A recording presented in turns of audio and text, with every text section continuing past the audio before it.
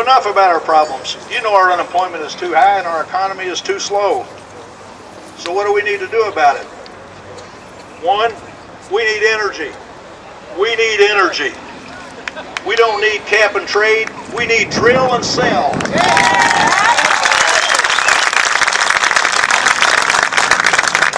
We need energy to plant our crops. We need energy to harvest them. We need energy to transport our food and preserve it until it's used.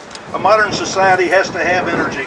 Unfortunately, the sun doesn't shine all the time, and the wind doesn't blow all the time.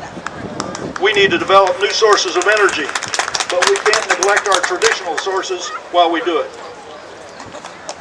I'm not talking about using more oil. I'm talking about using American oil. Our oil. Not oil from the Middle East or Hugo Chavez socialist oil. We're propping up our adversaries with our exported petrodollars. This is bad economic policy and it's bad foreign policy. We need to keep the dollars and the jobs here in the United States.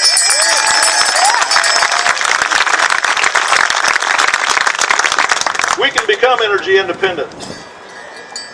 We need to become energy independent. But we can't do it while we ignore our natural resources. We need to responsibly develop our own oil, natural gas, and coal. We are not going to stand idly by while you lock up all of Americans' energy resources and force us to buy from people that don't like us, and some of which want to kill us. Yeah. We need to be energy independent. Yeah. We need to simplify and lower our taxes. Right now, 22% of the selling price of an American product is embedded taxes. These are hidden taxes that are added to the product at every stage of production. When an American product reaches the cash register at the point of retail sale, 22% of the selling price is taxes. When a Chinese product reaches the point of sale, it has Chinese taxes, or lack of taxes, or subsidies, whatever the Chinese think is appropriate. This puts American products at a tax disadvantage. When all taxes is taken out of production and it's moved to the cash register, the American product and the Chinese product will compete on a level tax playing field. Not just Chinese products, all imports. The second advantage to the fair tax is that American products would be 22% less expensive in a world market. Not only would American products be more competitive here at home, they would be less expensive in a world market. Our exports would increase as well. A newspaper asked me a question: would I raise taxes or reduce services? I want to eliminate Social Security taxes, Medicaid and Medicare taxes, income taxes, capital gains taxes, death taxes. And the service I want to eliminate first is the Internal Revenue Service.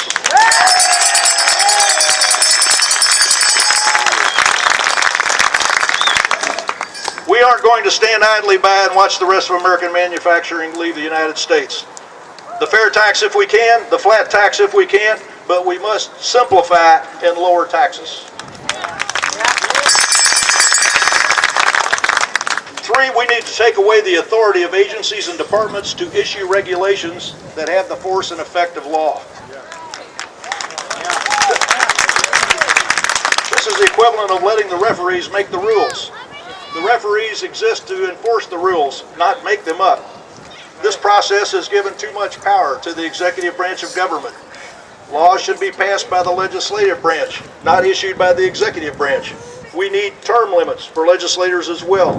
We need to cap the salaries of the members of Congress, cabinet secretaries, president, vice president, and any federal office holder or employee that's in a position to spend the taxpayers' money.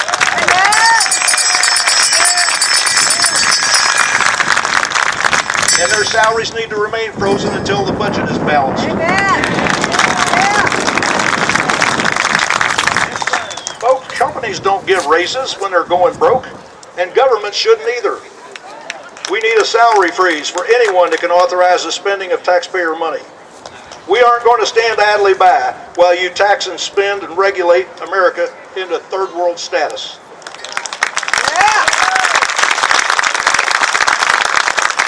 I have to tell you, though, all these debates, all of these issues are ultimately about power. They're about control. They are about your liberty. We inherited this country from people who valued liberty above life itself. Listen to the words of Patrick Henry again, a Virginia legislator and revolutionary. I know not what course others may take, but as for me, give me liberty or give me death.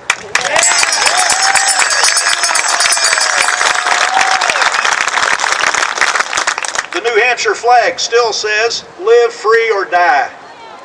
In fact, I came out of the barbershop the other day and there was a Jeep sitting there with a New Hampshire license plate on it. I stopped and backed up, and it said it on the license plate too, live free or die. Our president went on an apology tour of Europe. An apology tour.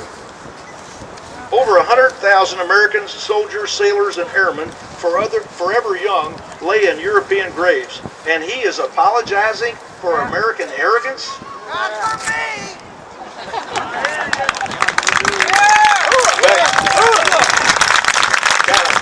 Off the story here, there was a World War II vet. I guess when you get to be 80 years old, you don't care much what comes out of your mouth. He listened to somebody from Europe beating up on the United States for about 15 or 20 minutes, and he finally said, excuse me, are you from part of Europe whose ass we saved or whose ass we kicked?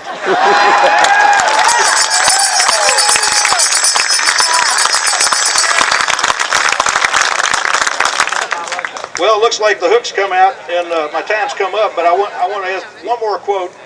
President Obama said just the other day, so he said, I've been a little amused over the past couple of days where people have been having their rallies about taxes. Talking about you folks, the Tea Parties. He went on to say, you would think they would be saying thank you. He said, that's what you'd think. Thank you for what, Mr. President? Thank you for not taking all of our money? In the movie Tora, Tora, Tora, Admiral Yamamoto says after his successful strike at Pearl Harbor, I fear all we have done is awaken a sleeping giant and fill him with great resolve.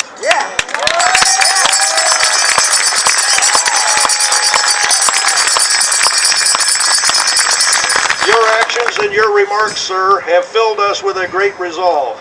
We do not expect you to be so amused come next November. Amen.